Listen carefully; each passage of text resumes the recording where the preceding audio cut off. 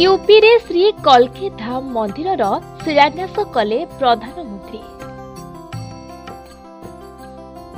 उत्तर प्रदेश संभाला ठारे श्री कल्की धाम मंदिर शिलान्यास करिसेंती नरेंद्र मोदी। तांको सह उत्तर प्रदेश मुख्यमंत्री योगी आदित्यनाथ और आचार्य प्रमोद कृष्णम भी उपस्थित थिले।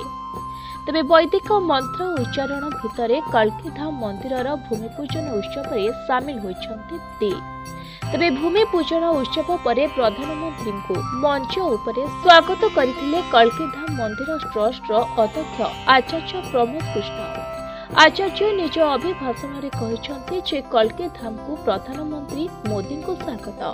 18 वर्ष पूर्वर स्वप्न पूरा करने को देशर कोण अनुकोणरू हजार हजार साधु सन्थ एठारे एकाठी होइछंती।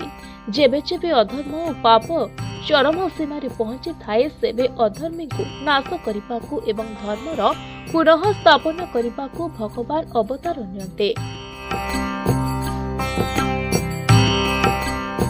तेबे त्रेतारे प्रभु श्रीराम अयोध्या रे, द्वापर रे प्रभु श्रीकृष्ण मथुरा रे जन्म नेइथिले।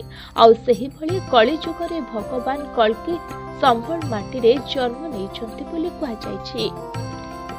Report भंजदत्त news.